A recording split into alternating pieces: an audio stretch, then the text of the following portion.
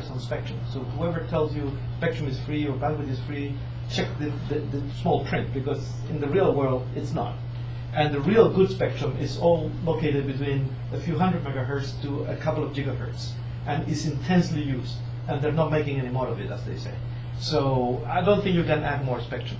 Then the third classical and very well-known efforts, like Don Cox's personal communication system, addresses the issue of, well, let's just shrink the cells. Whatever, bits per second per megahertz, if you make the, per square kilometer, if you make the denominator 0, you can really get some very high capacities. The trouble with that is the complexities of the business case of bringing the network to every picocell has so far made that very, very difficult proposition. So there we were 3 or 4 years ago, until we realized that if you use multiple antennas, both at the transmitter and receiver, all of a sudden this bottleneck, and I'm summarizing the entire talk here, so if any of you want to leave, you can do right after this sentence. If you add multiple antennas at both ends, you can essentially scale the link capacity in direct proportion to the number of antennas. And in more recent results, we've been able to extend that even to a system-wide scenario, which is much harder to do, of course, because it's not so amenable to channel type analysis, but the impact is still there. And so that's the amazing discovery that by adding space as a new dimension, we can start playing in a much richer domain. Brings its own challenges, as we will see, in terms of implementation, cost, propagation conditions, but at least we have created a space where at least the laws of physics still apply.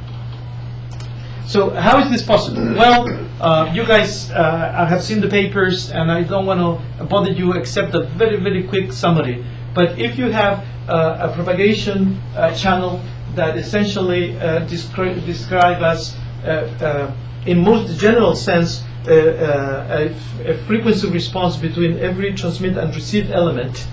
So this would be, this matrix is G. This is your channel response, which in the most general case are a function of frequency. So right over there, you have to do something of a frequency. And this is trying to get a top-down view of what's the channel capacity if I have a channel spectrum and I have n transmitters and m receivers, point-to-point communication. So first thing is you can ignore this if you just break it up into narrow bands over OFDM or any such schemes, and so you can go to the narrow band case where these are flat over frequency. That's one approximation. Then you find that this is nothing more than the log of 2 plus SNR, but here now we're in matrices, so this is the identity matrix. Okay. Now the other thing is, you could be smart and you could be trying to, as a transmitter, exploit knowledge of what's happening with your propagation channel. So to do that, you need to understand what's happening with the interference of receiver as well as what's happening with your propagation channel, and you can play and be optimum in terms of your signals and their covariance matrices. But a good approximation is to say, I don't want to do that because that may involve a lot of feedback and stuff, so you can then turn that into an identity. And you can then also, in terms of the impairment is a combination of noise and interference. And to be optimally, you would also need to take that into account. But in the most practical sense, we tend to treat it as a white Gaussian noise. So if you make all of those assumptions and use the right type of signaling, then all I want to jump to is this expression here, which simply tells you a very nice clean generalization of the log 2 of 1 plus SNR, which is telling you that in a matrix channel, you have a very similar relationship where you have now log 2 of the determinant, because this is matrices, of the identity matrix times the ensemble SNR, which is determined by your transmit power and your channel conditions, and H dagger being complex conjugate transposed. So this is a beautiful equation because now I've simplified a lot, of course. So this is the case where there's no information being fed back to the transmitter. There, again, to summarize, the impairments at the receiver are supposed to be white Gaussian thermal noise, and the channel itself is narrow band. So the entries of H are now simple complex numbers, which represent the transfer coefficient now, since I'm narrow band, between each transmit-receive pair. Does it mean that if I manage to diagonalize this matrix H and the signal over the eigenmodes of this H, I get a sense of kind of independent wires? Absolutely. Which Absolutely. With no crosstalk, Right. and with corresponding SNRs to be their eigenvalues? Absolutely. That's exactly, if you do the math and you feed back the H matrices to the transmitter, then this So, but process this that you're requires saying, that the reverse link it requires sends, feedback. sends the Right. eigenvalues, Yes. these eigenvalues back. right. And it's well known, and you actually water pour over eigenmodes, and you get the maximum channel capacity, which is higher than if you make this assumption. But this is sort of the most practical, where you say, I don't know anything, so I'm going to transmit Gaussian signaling, or it's practical approximation, some constellation with a lot of time domain coding, and I'm going to receive, and at the receiver only, I'm going to estimate the channel. So the channel is supposed to be known exactly, but only at the receiver. Okay, so transmitter doesn't do water filling over the eigenmodes. No, no. Now, it's amazing to realize that this it has a huge potential. And so how could that be? Well, so having done the very brief 5-second theory summary, let's now go back to, and I'm like Ivan, I like to think of the real world. I want to think of a transmitting antenna, ideally even plug it to the wall and see what happens. So let's try to touch base with reality.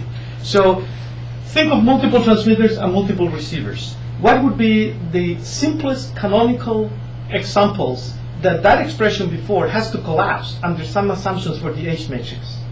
Well, one of them would be simply that the channel is a summing junction. And you can imagine this like free space, for instance.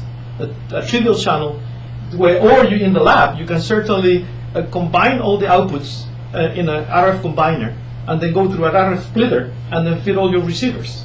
That must be a baseline. Probably is a very lousy channel, because you can imagine that this matrices, that there's some level, the optimum receiver has to decorrelate these transmissions. That's sounding like matrix inversion right there. And so if you have a non-invertible matrix, that's going to cause some problems, clearly.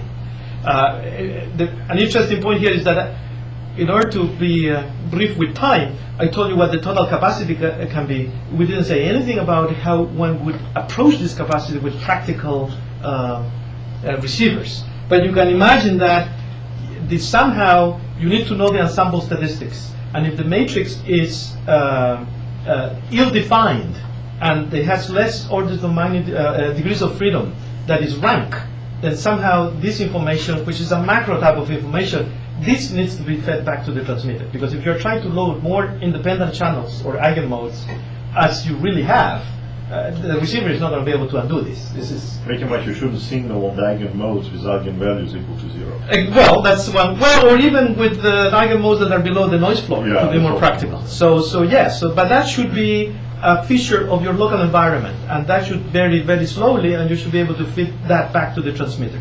And so this is the worst possible scenario, where you clearly have only 1 degree of freedom. But it's good. It's very interesting, because you can very quickly go back to the textbook expressions, and you can get some baseline. This is optimum, ideal, but that's all that channel can do at some SNR, which I think is 5 dB. And so if you have 4 transmitters, 4 receivers, you would do 3.8 bits per second per hertz. What is N? Sorry? N. N was actually, in this case, N equals M. It's the number of transmitters and receivers. So I'm thinking of a symmetric system. So now, another thing one can do, obviously, is just connect with a coax from every transmitter to every receiver. So clearly, I've ignored here, but the assumption is you have a single source that you're demultiplexing over 4 true parallel channels, and there you're combining them to regenerate your transmitted message. So clearly, you will get 4 times the rate in a practical system. But you can also compute the channel capacity, and of course now the N is 4 here, is outside there, and you get a much nicer, much bigger number. That's still not the entire story, because you can do even better than that. What if you do this mental exercise, and each transmitter somehow was being received by all the receivers, and you somehow could do that 4 times over? So not only you have the 4 outside, but now you have the 4 times the SNR, because you have 4 energy receptors, energy collectors for each transmission. So this is really, you're going broke here. Now, this is actually even better than BLAST, even better than code reuse or MIMO, because there is a fundamental penalty, because we are indeed trying to transmit in the same frequency band with the same total power constraint. So we can never quite achieve orthogonal, true orthogonal transmissions and get all full transmit diversity. If we could do that, we would get a capacity like this. Turns out that the penalty, fundamental penalty in the limit of large number of antennas is log base 2 of E. So it can be proven that you can indeed separate these transmissions under certain assumptions, for instance, that the H matrix is complex Gaussian, identically distributed and independent entries. Then the penalty for these simultaneous transmissions in the limit of large number of antennas is that beautiful few dBs. So what this is, again, going back to the practically minded person, how can this be possible? Give me at least a plausible argument. And the argument is the following. You're transmitting a symbol here, and you're receiving it over an array, each one in the narrowband case, multiplied by some complex coefficient, which is totally random IID, complex Gaussian, given by nature. Now, if this vector was sufficiently long, what do we have here? We have spreading, spatial spreading as opposed to time spreading, imposed by nature. What code is it? Well, it's a random code. What happens with random codes when you increase the dimension? They go to orthogonal. So it's very easy to see that if you have a spatial signature that is decorrelated from the second and the third and the fourth transmission, you can do MFC, you can do signal processing, and you can separate them.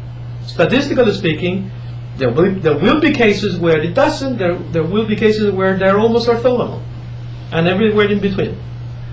Here you assume that your receiver antennas are infinitely separated one from another. Now if they're close to each other, they will be... You're jumping ahead. I made an assumption about the channel. I said the channel is uncorrelated, independent and identically distributed. How far do the antennas need to be for that assumption to be correct, or for that assumption to not include a penalty of more than X dBs of a practical system? It's a beautiful question which I'll address towards the end.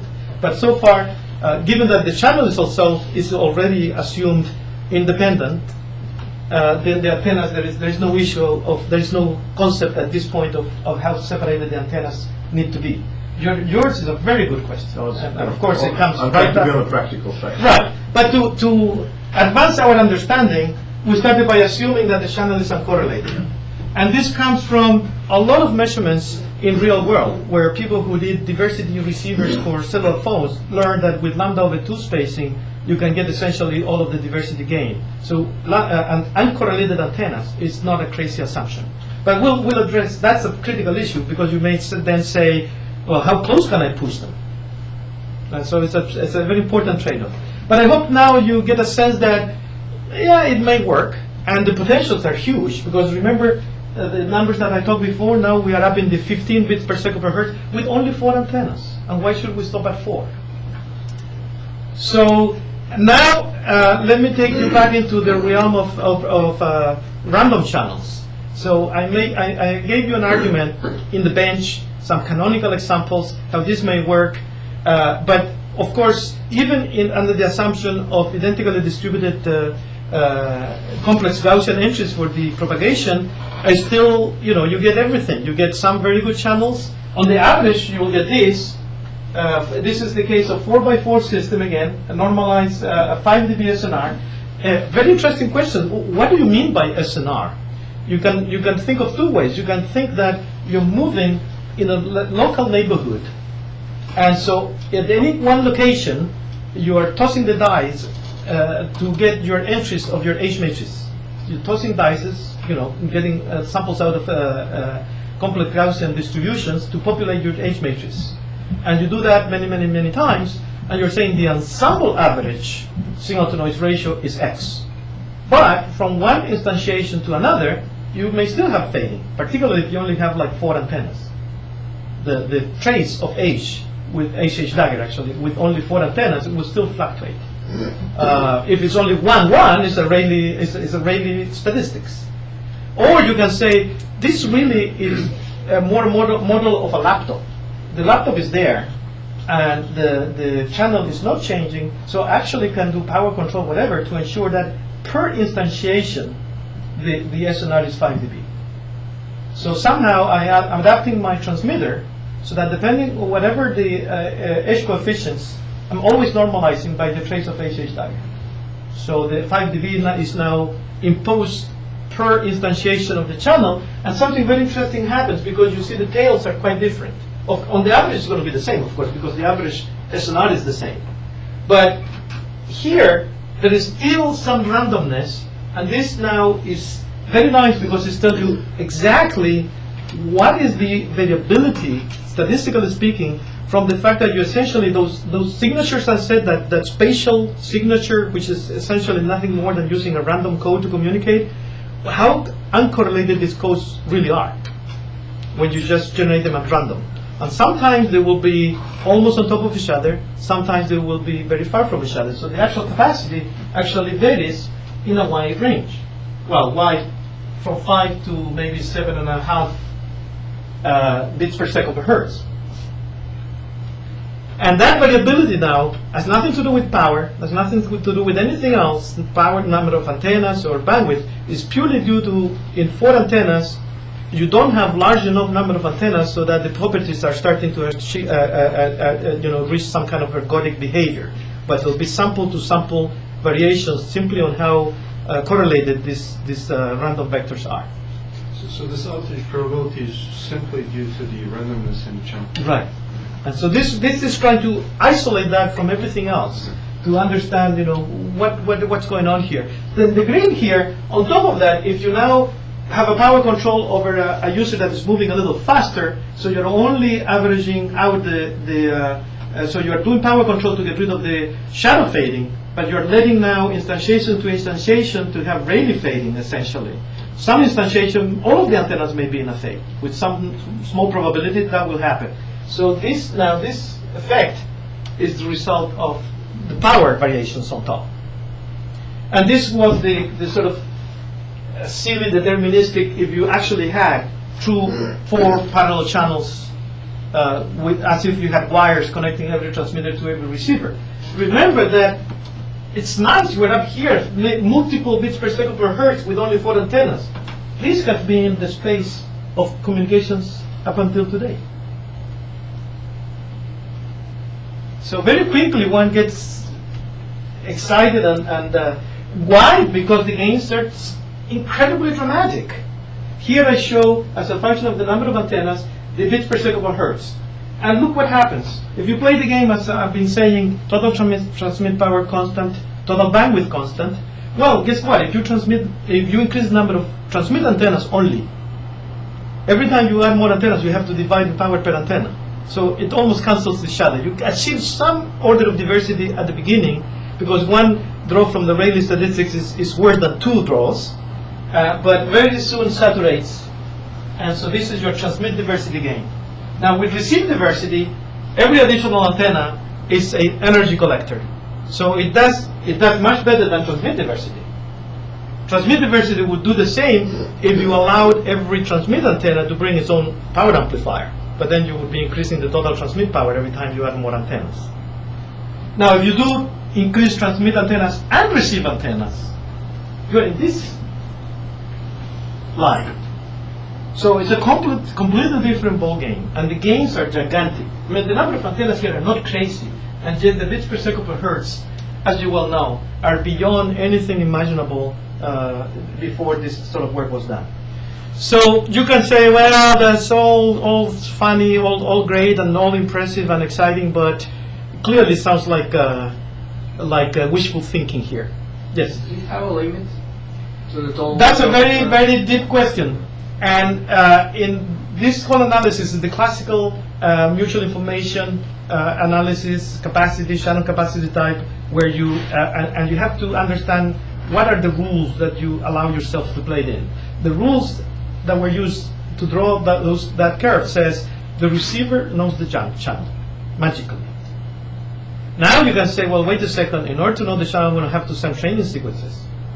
But the more antennas I have, the more training sequences I'm going to have to transmit. And if on top of that, I try to be really pragmatic, and you have a frame, and you have Doppler, and so you have a limited amount of time where you can sense the channel. There may be a point where you have so many antennas and so many channels you're trying to sense, you're going to burn all your bits in your frame just doing training. So indeed, there is a point, so you can do a separate analysis, which is the throughput, including the channel estimation penalty. And that has an optimum. Luckily enough, that sets in with typical numbers for cellular communications at 100 antennas or more, which is way beyond anything that is practical in the foreseeable future. You can ask another question, which is deep and still unanswered, which is, I just don't know the channel. The receiver doesn't know the channel. Let channel communication, channel limit, tell me what is the optimum receiver. That's a very deep comp theory question that people don't know the answer yet. Do you have to talk about the complexity of the environment at the same time? Yeah, well, there has to Is be. there a limit in that sense? That is that's an open question. Okay, so here is where things collapse there. If each additional antenna is acting as an independent energy collector, and you let a number of receiver antennas go to infinity, something is wrong because you're collecting infinite energy, and you transmitted finite energy. So some alarm bells goes off, right? And yeah. That's exactly this point, that if you have a finite area of your space and you're trying to put more and more antennas, right, necessarily they will become correlated. Absolutely. So right, in order to collect all the energy, your antennas should cover entire pie just everywhere around, and even after that, you just collect as much as was transmitted. Right. So you went 2 steps, and there are 3 steps. So the first step is you're defining the rules to keep the the receive volume constant. Yes, the receive volume. Then there's going to be a point where you're going to break the other assumption that one more antenna is no longer uncorrelated. It's called critical density of antennas, because otherwise the diffraction lattice will be a perfect receiver. Or you can say that by the time you're starting putting antennas in lambda over 4, lambda over 10, they're probably not adding much, because you are just correlated. They just amplify noise at 7 hertz. But then you can say, no, well, let the antenna grow. What's wrong with bigger and bigger antennas? At least as an intellectual exercise. Well, the next step would be you have an antenna that is a spherical skin, completely covering the transmitter, and it collects all of the transmitted energy. Beyond that, the theory, must be wrong, right? Because now you collected all transmitted power. How can you do better than that? And so this linear growth, the assumptions break down. You cannot have, and so the assumption that breaks down there is that you don't have infinite space. Once you completely cover the transmit with the transmitter inside a sphere of antennas, again, you cannot add any more antennas. Yeah, but I'm talking about a practical case. Okay. You have some group of antennas, n antennas here and n antennas there. Right. And saying, is there a point where you say for a given real spatial geography, you're not paying to add any more antennas?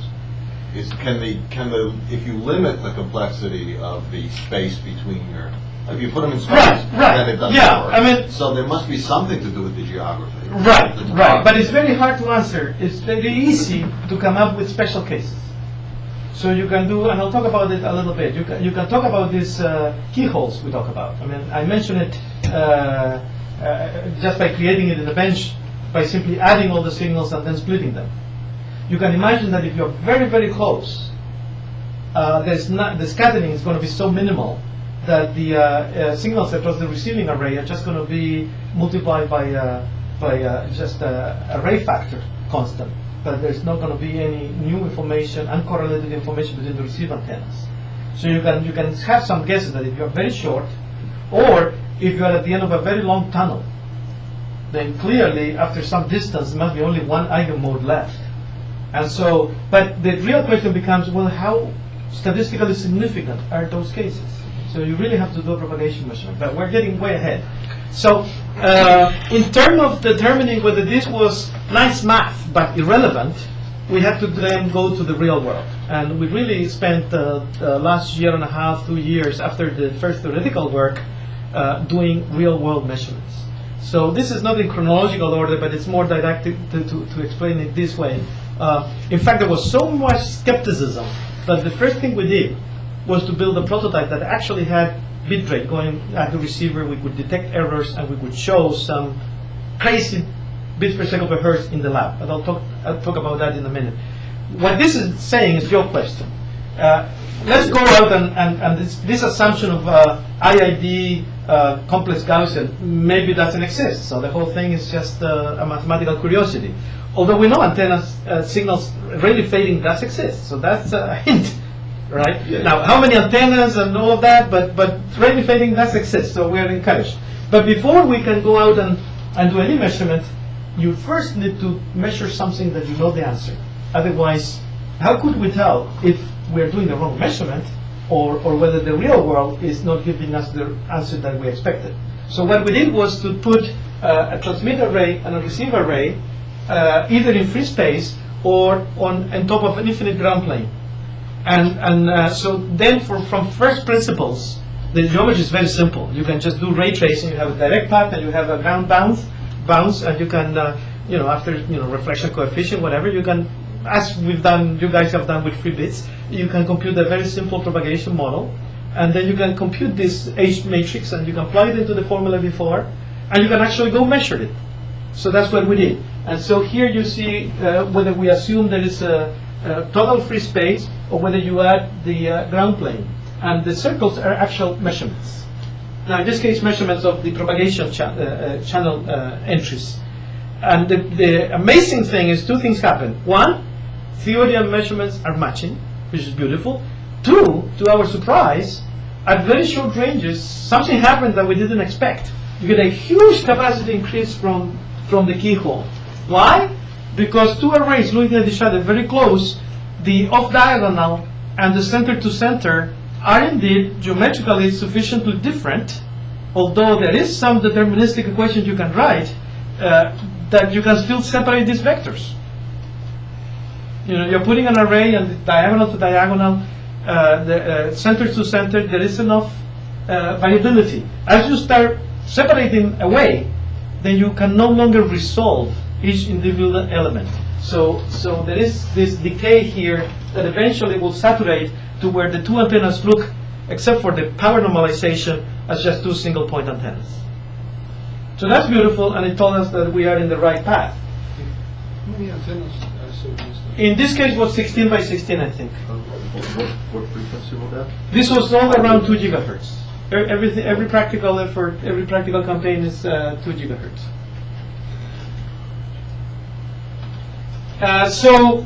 All right, so things are looking good. We can make sense of measurements. So when actually this is the effort to really appease the skeptics right at the beginning. So we took out every complexity that we know good communication engineers can put into, like coding, like timing extraction. We just did a real transmitter, a real receiver, but we actually put a real sequence of bits. We kept it down to 30 kilohertz, so we didn't have to worry with equalization and delay spread, none of that. But we actually have bits over the air, doing the training, and then computing errors at the receiver. So this is the transmit antenna. We have 12 transmitters and 16 receivers. Everything is lab grade, so believe me, the bulk here is purely for expediency. In today's world, is a single ASIC, and actually complexity is turning out to be much less than we thought originally. But with this kind of setup, we were actually able to measure at various locations, several rooms away, at bit error rates and packet error rates that are quite decent for cellular communications. And look at the numbers. With 12 received, in this case it's 8 by 12, right. And from each transmitter was doing 16 QAM, and we have a spectral efficiency of 26 bits per second per hertz. So let's just slow down a little bit and try to digest what does this mean. Well, any one of the transmitters, 16 QAM, right? So let's take as a baseline, not even QPSK, which is the industry standard, but to be fair, since I'm using here 16 QAM out of each transmitter, 16 QAM is 4 bits per second per hertz, right?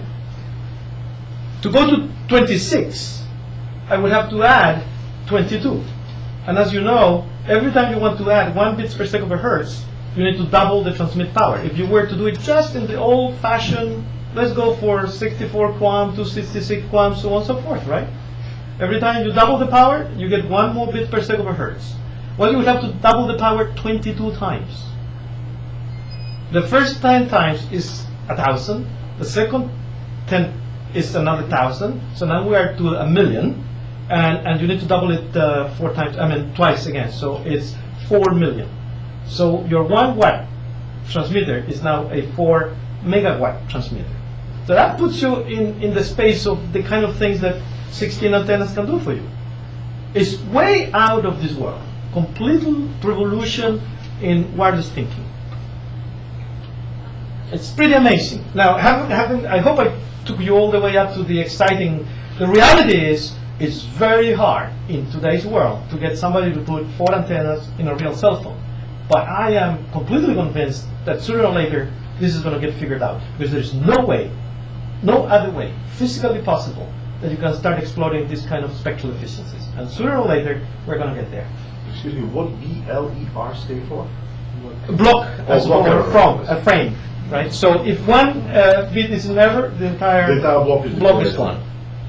And the block is of the size... 100 symbols, the details there. I tend to do this. I'm sure you guys can read. I don't read everything in the charts. 100 symbols, of which 20 are devoted to training. So you have 12 transmit antennas. You have to figure out this transmit to receive transfer coefficient. Unfortunately, it's a single complex number because it's narrowband case at 30 kilohertz bandwidth. But you see the rates. This is actual user rate, 624 kilobits per second in the channel width of 30 kilohertz, where US Digital Cellular packs 3 phone calls, or 30 kilobits per second. At what frequency would it be practical to do this in a cell phone? It's at 2 gigahertz. Oh, well. Oh, I mean, in terms of number of antennas? Yeah. We believe that 4 antennas is well, practical that's a question with many dimensions. Physical, in terms of the size, we think 4 antennas are easy. And once you start putting the rates at the kind of rates that we're talking about, how about a laptop? We believe 16 antennas in a laptop are not hard to pile the back of a laptop with. The real question is, what is the cost? And what are people willing to pay? But the cost is a moving target, because if you manufacture 10 million of them, and if people do single chip radios, I'm convinced sooner or later we're going to get there. The reality of it is people are talking about 2 antennas. Are you trying? So truth in advertising, you go back to the other curve and you put the number of antennas all the way down to 2, and the difference over diversity schemes is not that much. But it's because of complexity, not because of size. Cost. Not complexity so much. It's not complex. It's just in a typical cell phone, 25% of cost is in the RF. And so if you put 4, and now your phone is 2.25 times more expensive than it used to be. So we need to break through on low-cost RFs. Have you looked on polarization diversity? Yeah. But we took the attitude that smart antenna is not about antennas. It's about baseband. So the antennas could be code hangers, random polarization. It certainly did. It does allow you to pack them even closer. Exactly. Because it breaks. Sure, of course. I'm sorry, can I ask? Of course. Yeah, the position, what can you describe the experiment? The experiment was, you saw the antenna, so these were square 4x4, and we kept them about this height, and they're randomly placed in labs, and just moved around within the floor, and just picking random positions. Later I'm going to show a very serious, carefully crafted campaign for suburban and for New York City. So was this in that room where you lab was? Yeah. And the other end was 2 rooms away. We didn't want them in view of each other. So it's going through walls, because always the question is, we want to have sort of a value proposition at a system level. If you're going to do amazing things in the same room, you can do all sort of other things like infrared, maybe even photonic communication. It becomes very attractive. You don't have to get a license. You can get a lot of bandwidth over there. But going through walls is kind of attractive. So the next step was, okay, fine. Not only it works, not only you can get some distant throughput, even when you have to estimate the channel, but what kind of channels are you really going to get out there? And because of convenience being nearby, the first thing we did was to test around Crawford Hill. So this is sort of like a broadband access to the home. And it's the worst possible scenario you can think for this technology, because you can imagine the antennas perhaps on the roof of a house, and the base station from a simply SNR argument is likely to be above the clutter. So now you have both antennas above the clutter. So you're still getting statistical differentiation due to trees and scattering around, but we were concerned that it might be somewhat degraded. But nonetheless, we took, this is a base station, it has 16 antennas with 4 elements vertical, but they're co-fire, and then 16 horizontal to be able to give the sort of azimuth variability. And this was trying to simulate what antennas you could attach to the side of a building, for instance. And the parameters are all there, still narrow band, you can read yourselves. But now this is real measurements. So what we do here is we detect this transfer coefficient from each transmit to each receiver. The methodology is extremely simple. We just transmit different tones out of each transmitter. So at the receiver, obviously each antenna is going to receive all the tones simultaneously, and then by doing FFTs, you can start estimating the transfer coefficient between each transmit to each receive. So you have your H matrix. You can go plug it up in the formula that I showed in the first slide, and you can compute your capacity that you would have at some reference signal to noise ratio. So why didn't you just try using like orthogonal codes or something? We could have done that too. This Yeah, was just, doesn't yeah. 6 of one, half a dozen of the other. They're orthogonal, either in tones orthogonal or co-orthogonal. It's that's really what was more expedient in terms of the lab instrumentation, and this turned out to be more practical. So here he gets more insight when he goes by tones, because at the same time he gets a frequency profile. Right, you can get the whole picture. but we're saying narrow band still. So while what you're saying is true, these were audio tones, where it's separated 2 kilohertz apart. So here you see Homedale facility, Bell Lab facility in Homedale, and all the points that you see yellow and green, you are talking about capacities in excess of 15 bits per second per hertz. Although 15, 20, 30, huge spectral efficiencies. So if you took something like a 5 megahertz UMTS channel, we're talking about 100 megabits per second being allowed by the laws of physics. Big change. I don't want to bother you with the details. It is true, though, your question, going now back to your question, we only got those 20-something bits per second per hertz. It's only 55 or so percent at the median of the channel, of the capacity you would have had if the channel would have been truly uncorrelated IID complex Gaussian. So the fact that the two antennas are above the clutter and they tend to see each other a lot of the time, that gives you a lot of degraded channels. But those degraded channels still have huge capacity. Now, if you go to New York City, and there's kind of a little bit of an anecdote here, we were wondering how we were going to deploy a base station in the middle of Manhattan. So in the end, what we did was to first make the transmit array a little more compact, and then I think there's a picture, yeah, so that's the transmit array. And you can see it has a hinge there.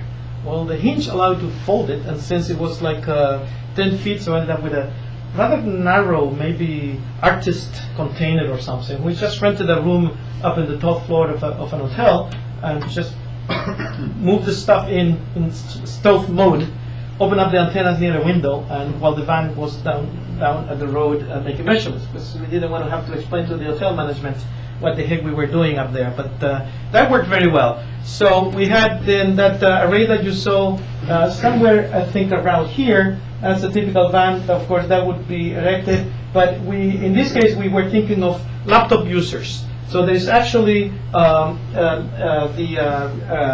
portable is the back of a model as the back of a laptop, and I'll show you that in a minute. But again, each one of these little blocks is the same antenna you saw before in the indoor measurement, and here we are indeed using horizontal and vertical polarizations to understand what's going on. Also, we wanted to understand what's happening in terms of antenna spacing. So there's 2 lambda, 4 lambda. Notice that the entire spacing is about what's used in a typical base station between the 2 receive diversity antennas.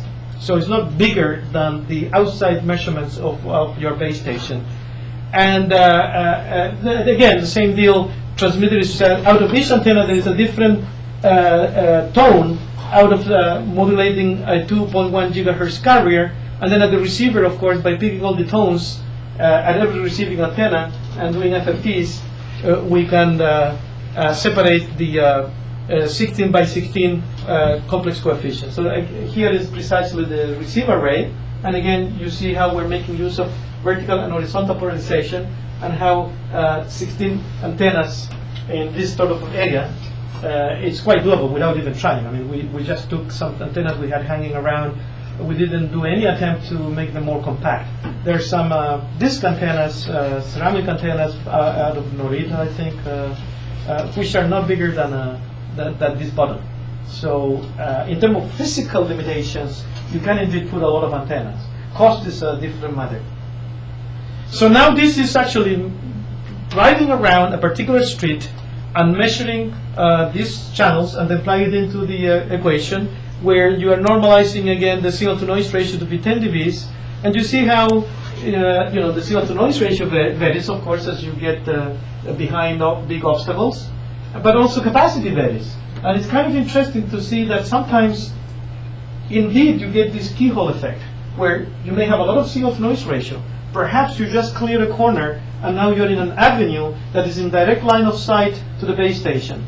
So now this canyon, this urban canyon, is actually acting as an overmoded waveguide.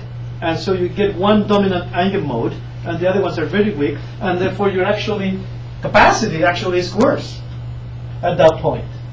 Well, power is high. So even if you use this power to do high efficiency constellation, because the channel, the formula is taking all of those tricks into account, it does not compensate by the fact that you don't have these parallel modes. You just have raw power. But luckily, it doesn't happen very often. So we're very encouraged. Of course, the analysis is very important. We spend a lot of time to understand what we're doing, so we know very well, for instance, what are the limits of 16 parallel channels. So you can never do better than that, so that's reassuring. And what is the true keyhole? So that's what a conventional system at the same SNR would be doing. So we're so much above. I mean, it's just unbelievable. I'm really excited. I hope I communicate that because 3 years ago we were bouncing up against this brick wall, and now there's all this room to do exciting stuff most of the time. And we also understood very well there is a trick that happens as you're trying to do these measurements. Suppose you are moving away from the transmitter. Well, noise is going to start creeping in. Guess what? Noise is uncorrelated. So you're going to start seeing your capacity going up and up and up, and eventually reach your ideal capacity, because it looks like everything is uncorrelated. Yeah, it's all noise. So you need to understand what is the minimum signal-to-noise ratio to have an accurate H matrix measurement, right? So if you want to say, I'm going to probe this channel, what is the signal-to-noise ratio so that my estimation error is not more than, say, a 10% in the capacity number? Then signal-to-noise ratio must be above a certain floor. So that those points have too low SNR. They've been blanked out because they were below that minimum SNR required for accurate measurement. So it's tricky here because any form of noise will tend to give you optimistic values of capacity by artificially introducing randomness. And since randomness here is what we're exploiting, it will tend to deceive you. You had a question, Nick? Yeah, I was looking at that's 10 dB. Then when you to the right, where the capacity goes to 0, that's where you blanked out. Not just in that. No, right. All of these points here are blanked out. I mean, there is another one here. So I think it's around 10 dB SNR that we're blanking out as not valid points. Simply, I mean, if we wanted to actually go after those points, we just have to increase transmit power. Yes. I have a question about signal-to-noise ratio. Is this measured per branch at the receiver? Is per branch or? It's the ensemble. Ensemble. Right. It's the trace of HH dagger to It's ensemble on the receiver part. So the best way to imagine it is you have a single number outside, and then your H's are taken from a distribution that is zero mean unit variance. But in your expression, the keyhole, I mean, you combine all the signal and split. In that one, the capacity expression is log, plus n, 1 plus n times signal to noise ratio. I think in that case, signal to noise ratio seems to per branch, per receiving. It normalizes all right. I can show you the detail analysis. So this one is assembly. That was self-consistent. The two formulas are self-consistent, and I can go through it. Actually, there is one very nice mathematical relation. You can the log of determinant is a trace of log. You can prove it, and then you expand the trace of log, and then you see that everything boils out to some function of trace of h dagger or h dagger, and then that's fundamental parameter which plays here a role. Yeah, I mean the like all question is about branches signal combined. to noise ratio is the per branch in that expression. Right, but you end up with n branches in parallel. Branches Yeah, are all n like the branches, sum so- of them. Right. But this one and this one is the whole thing. So in this one, where we really have a random H matrix, think of it as the H has been normalized through power control, say, such that there are samples of, well, in this case they'll be correlated because they're not truly, but they're zero mean unit variance. And there is a single number outside that is controlling your total average power. Total average. Right. What is the difference between system SNR and measured SNR? Ah, okay, very good. So measurement SNR is the actual SNR that occurred at that particular location that we were trying to measure, which is very critical because if it's too low, you're measuring noise. Having measured that channel accurately, now you can pose the question, what's the capacity if I had enough transmit power to ensure a 10 dB system SNR at that point? So the system SNR is your target operating SNR, and it's an arbitrary parameter. Or actually, to be fair, when you look at a real multi-cell, multi-user environment, it's going to be a random variable depending on the position you are. Because if you're close to the edge, you're going to see a lot of interference from outsides. If you're close to the base, you're going to have very strong, actually, signal over noise plus interference. So really, if you want to do a multi-cell study, that becomes another PDF that you need to convolve over, because with some probability you're going to have high, some probability you're going to have low, so it becomes itself a random variable if you don't have any sort of interference avoidance mechanism. So when you calculate the capacity, you plug in the system SNR, not Right. This is a link type vision. So we're saying, think of a point in your cell where you can ensure 10 dB. And then there is a whole other slew of studies, believe me, where we went into multi-cell, where you have to, there are points with high and points with low, and then the gain becomes itself more of a distributed over space. But this is the news. So the actual detailed measurements over New York City, and again, you see that there is a lot of red and yellow points with capacities that are way up above 20 bits per second per hertz again, at some distant measurement SNR, so it's all reliable, and some system SNR that is not too crazy either. You see that those points where strange things were happening, and indeed, after a long avenue where there may be this wave guiding effect happening. I think it happens once again at the other side of a tunnel, but I'm not that familiar with Manhattan, so I'm not sure where the tunnel is. So again, great news, a lot of capacity available, and in the place where you need it the most. We sort of suspected that because clearly there's a lot of scattering. If you put an antenna in the 10th floor of a building, to get to any point in the streets has to bounce around like crazy. So here is precisely what I was saying before.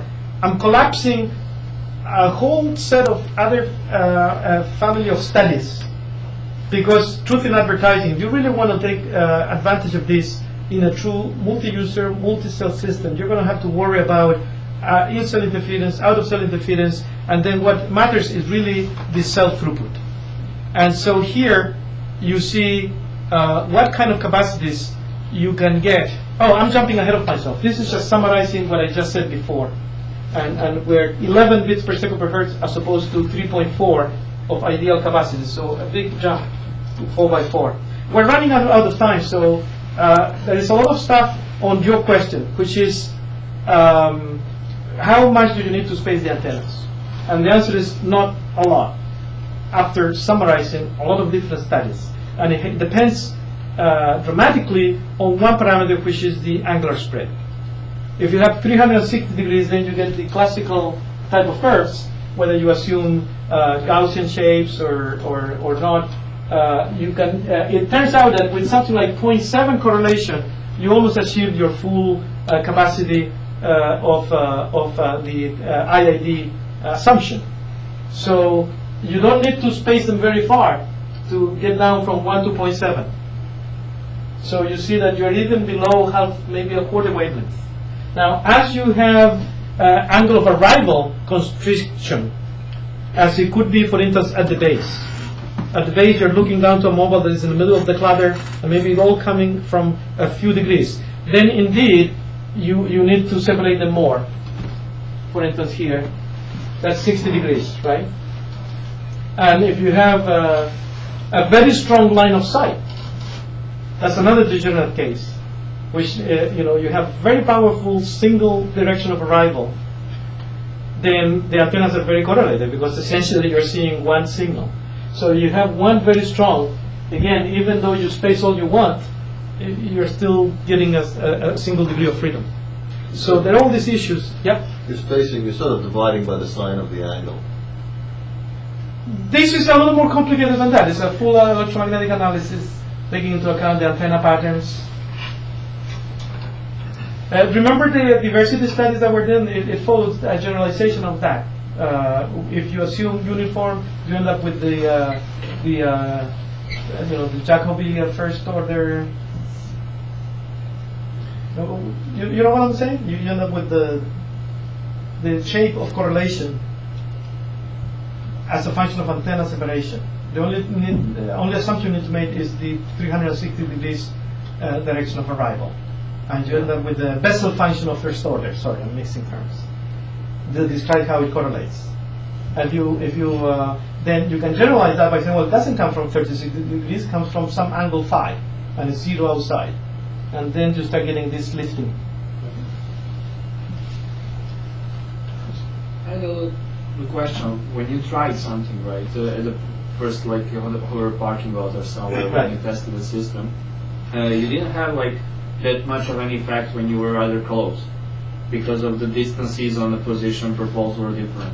Does it actually mean that the line of sight effect wouldn't hurt you within like first 10-20 meters between antennas? Okay, so here you're in the far field, meaning you have a strong component and you're so far that the phase differential between the off-diagonal and off-center is already become marginal. Yeah. So in that case, you have 1 degree of freedom left. There's no escaping that. And when In the real world, that means it doesn't work for deep space communications. But I mean, You can imagine that in deep space, you put a lot of antennas, you're going to get the same signal. You get power gain, but not more degrees of freedom. Actually, my question regards the practical implementation of this thing. So, if I understand it correctly, the most important portion of it is how to measure accurately this H matrix. There is a whole, If I know this H matrix accurately, then I can switch on all this machinery and get this boost in the Right. capacity. So measurement of this H matrix, actually, unfortunately, even though if it's a fixed terminal, still there is some residual Doppler or Sure, whatever goes on. sure. So it means a coherent time for H Absolutely. matrix is kind of whatever, might be half a second. So it means that so on the practical side, first of all, I have reasonably short instances of time where I'm supposed to measure. Then I have to measure it reasonably often, and then I have to feed it back from the reverse link. And reverse link is a pretty No, this is only in the receiver, right? We're not exploiting channel knowledge of the channel by the transmitter only in the ensemble sense. But if you write this formula, the Shannon, pretty much Shannon capacity formula, it gives you the absolute maximum. If you wanted to So go if for you want both. to match. No, but remember, I first collapsed it down I to a see. very simple. I collapsed it down to log of identity, determinant of identity still you do the plus power control. HH dagger. But still you do All we're doing is power control. But I don't have the covariance matrix at the transmitter. I'm not trying to do eigen mode loading. None of that.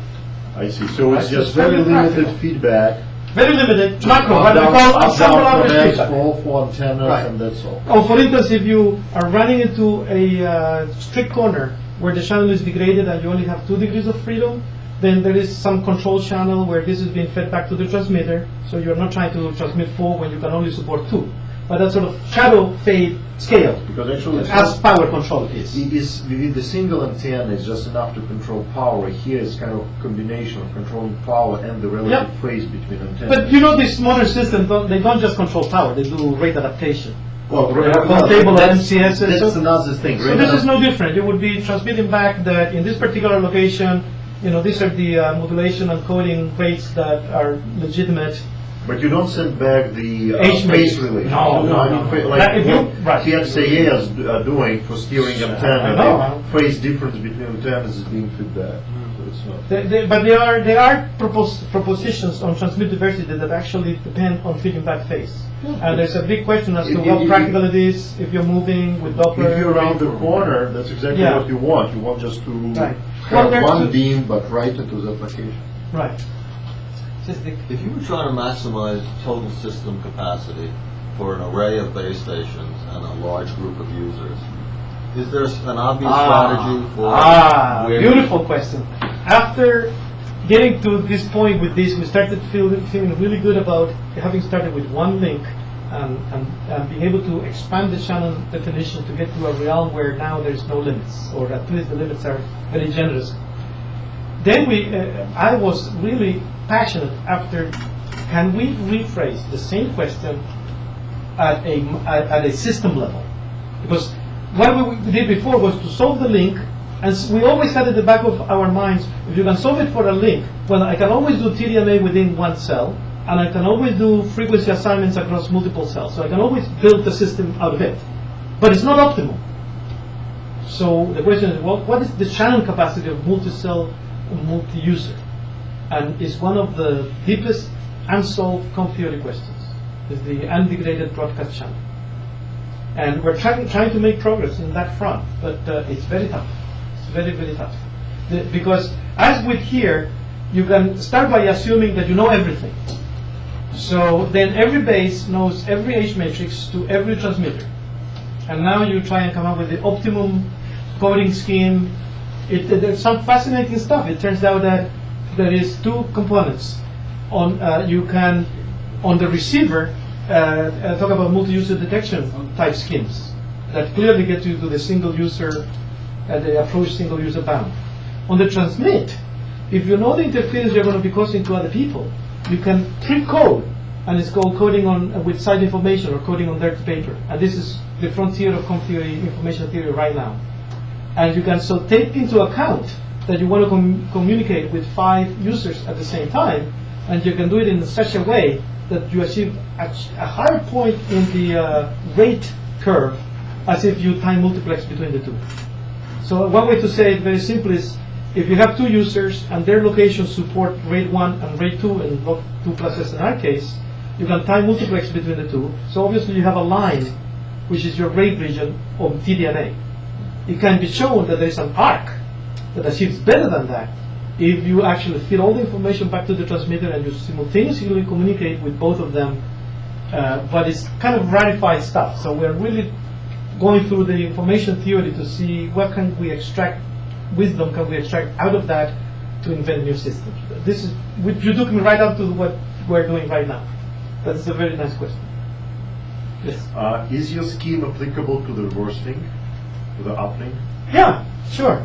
The issue with the reverse link is that the antennas are going to have to be separated according to the angular spread relationship that we have here. So the angular spread is much more narrower, but people in cellular communications, they know this, and they put antennas 20 lambda apart, and you can put 2 more in between, and you're still in business. So, I see, but on the laptop side, so can the same antennas which were used, the receive antennas, on the downlink, use the transmit antennas? Not at all. I mean, you could space them lambda over 4th or lambda half on top of a tall 100-feet antenna, which is only seeing a mobile coming from a very narrow angle. So for the laptop communications, this improvement will be only on the downlink, so uplink probably cannot use this technique, right? No, you can't. You just need to. No, but I mean, The antennas at the base. Remember, they both work together. So even in the downlink, I still have to have antennas at the transmitter that are spaced apart sufficiently. Yeah. And once you have that, whether you do uplink or downlink, it's So it's reciprocity should. Yeah, statistically speaking, you're going to get the same channel. So we're doing a lot of stuff to introduce this into standards so that UMTS will benefit from MIMO. And if you're interested, I can give you a lot of information. We're really out of time, so I just going to quickly show you. That's the laptop I mentioned. There's the whole issue about terminals and where you would fit them. And so very quickly you end up with the real world that maybe 2 antennas. Certainly in terminals like the first, those 2, 3 antennas, 4 tops. Certainly 2 in a handset. I don't see why you need more than 2. And at the same time, I don't know that you need any more rate than 10 kilobits per second. I don't believe in doing even 100 kilobits per second, which is a voice band speed modem, even twice that, on a form factor that has a screen that is useless. So, it's pushing the. It's very good for voice. Leave it alone. A PDA, a laptop, whole new world. And there you can put more antennas. There's a whole discussion of transmit diversity, receive diversity schemes. I only bring this up because of a religion battle, and to show you that we are not religiously stuck with BLAST or what has become known code reuse, which is this principle of transmitting separate information streams from each antenna. Clearly is the best thing to do in a channel sense when you have many antennas. But if you only have 2 antennas, it turns out that you can use space-time coding, and most of your gain are out of diversity. Because if you have really radiated the channel, going after that diversity gain, and there are space-time codes that really allow you to capture so that you end up with expressions that really, at the receiver, you have the maximum performance you can get in diversity sense by combining 2 transmit and 1 receive, or 2 and which is the most practical. So this in CDMA, for instance, they call it space-time spreading. We got that standardized about a year ago. And so with 2 transmit and 1 receive, which is extremely practical, you get full diversity advantage, which in a really faded channel is very, very powerful. So we're not stuck with BLAST or code reuse. We are really advocate of multiple antennas. And what particular algorithm it should be engineer's choice depending on the number of antennas and the propagation channel and so on and so forth. So, again, I don't want to spend too much time on the standards discussion with just one anecdote. When we entered the standard discussion, and we perhaps were not as visible as we should have in the European scene, but when we joined, we found that the proposal of record was to do 16 QAM. And guess what? If you plot the current to interference ratio of a typical cellular system, to do 64 QAM, you need 25 dB, which happens with exactly probability 0. So while it looked good in paper, if you did single link analysis, it's completely useless and it will never actually bring any benefit to a real cellular system. I don't want to bother you with the details, just to show that if you use only 4 transmitters and 4 receivers, you can achieve the same rate that was claimed for 64 QAM, 10.8 megabits per second, but with a required SNR of a little over 5 dB that happens around 25% of a real UMTS system. 0 dB happens around 50%. So this is another way of playing the game. You're saying, fine, what you thought you could do with 64 QAM, but you needed this huge signal to interference ratio, I can do it with 4 transmit, 4 receivers, but a very practical signal to noise ratio. That's another engineering way. But once you have gold in the bank, you can invest it in various different ways. And of course we have our own particular algorithms, and there's a very heated debate. There's the whole issue of impairments. I'm just flashing through. Then you worry about Doppler, channel estimation, how correlated the antennas are, and in this case we use the actual measured channels. And green is assuming uncorrelated, and blue is the data from Manhattan. So the issue of antennas being too correlated doesn't play a big role at all. So I hope I've given you a sense of the potential and how it's really quickly starting to impact real-world new systems, and how, for instance, this is now hiding a lot of complexity behind how with 4 antennas we go to something like 2 megabits per second, which is the claimed throughput, with 64 QAM, which never really happens, and we go to 5.3 megabits per second but only using QPSK as modulation, which is highly practical. So I run out of time. I'd really love to answer any questions you may have. I know this topic is intriguing, and maybe by now people are starting to get a little more on the believer side, but it used to cause a lot of skepticism. But I hope to have given you a little bit of a glimpse of what we believe is a really exciting new era in communications, which is really this exploiting the spatial dimension, the new frontier. Thank you.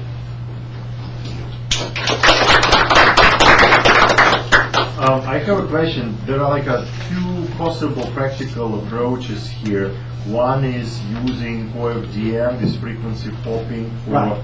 kind of averaging out the out-of-cell interference, and the other is to do the direct sequence, which again also helps Right. against the out-of-cell interference. Now, which one? And there's a variety of the trade-offs, like Yes. for example, reverse link in CDMA type system is a little bit better. So, and since we kind of want to carry traffic over the reverse link as well, not only the downlink. So, what is your personal opinion? Yeah. Actually, Oh. technologies in practical sense better for this particular application? It's a beautiful question. This is where really the genius of outstanding engineers comes to the front, because there are so many trade-offs, and you need to understand a broad range of issues. You need to understand the application. So are we talking voice? Are we talking data? Data. Okay, so if it's data, then it is likely that you can trade delay for performance, because the burst data, are we talking burst data or continuous bit rate? Latency or not latency? So let's assume you're talking about the classical burst data where some jitter and latency is tolerated. Then you can use scheduling. And a la HDR, the scheduling can be very powerful. So rather than do all sort of crazy things to deal with simultaneous users, as we've done, have to do with voice or with continuous bitrate data, as may be the case for streaming, if you're really dealing with burst data, you can make sure that people are out of each other's way, and you can schedule to maximize throughput to take advantage of when users happen to be having a good time in terms of channel conditions. So HDR, or proportional fair, exploits this very nicely. So it turns out that very funny paradoxes happen, because what you're doing is that you're asking the question, okay, I have messages on the base, I have messages for all of you, but I first will run a quick poll, who's got, relative to their own recent history, because I want to be fair. If I just ask the question, when you start looking at the question that you said, this plugs right into the set, maximum throughput. If you start channel maximum throughput, I'll send everything to you, end of story. There's the bank account with the highest interest rate. Fairness is zero, nobody else gets anything. So it gets complicated, because you have to introduce some other concept of fairness. So what you can say is, well, he's in a good position, but locally speaking, you may be in a fade. So I really should not be sending to you. It pays to actually pick somebody at the back. If that user at the back happens to be, relative to their own recent history, experiencing a good channel, I'm going to send to that user. You keep doing that, and you actually show that everybody wins. Now add multiple antennas. What we were just doing is exploiting the tails of the distribution. You add multiple antennas, you take the channel in the limit to the ergodic. There is no variation. So you lose the scheduling game. So then performance degrades if you add antennas. So I mean, there's a lot of trade-offs to be played. And it's very interesting. Now you may say, well, how can that be? More antennas has to be better. Yeah, but if I'm only transmitting to one user, then I should beamform. Or generalized beamforming if I have a scattering environment. Maybe to get to him, I have to send a little bit of energy this way, and that way, and it all sort of, the channel is going to bring it back to him. But it becomes an art in how to craft an air interface, and it's getting, it's a very challenging question, because we're going to have to deal with systems that must, in my opinion, deal with voice. That's the breadwinner. So, I mean, some companies, rather famous in California, try to go with data alone. And you can do beautiful things. But then the provider said, yeah, but where's the revenue? I'm not going to devote 1.25 megahertz of my spectrum to some unknown data revenue. I want to have my voice guys be the ones that pay the bill and then sprinkle some data. So it has to be hybrid, voice and data. So it's a complicated question. And then data, what is data? And really nobody knows where the money is going to be, whether it's streaming applications, symmetric, people exchanging video clips, or is browsing, classical download versus clicks on the app. And for each one of those models, you can come up with a different set of trade-offs. I'm taking too long. I get excited and get carried away, but I'd rather answer questions if you guys have any more. But yes. How much effective is it to add to use the polarization in terms of adding a? Yeah. Oh, it's very effective. Very effective. If you from the previous curves, depending on angular spread. But let's say at the terminal, where space is the most critical.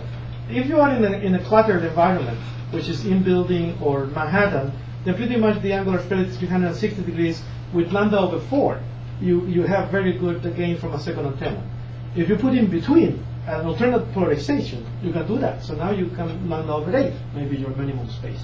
And that works because the polarizations are indeed quite uncorrelated. And remember, you don't need independence. We're doing MMSC stuff, so you don't need the vectors to be orthogonal. As long as they're not collinear, with some penalty, you can always do the dot product and get something out of it.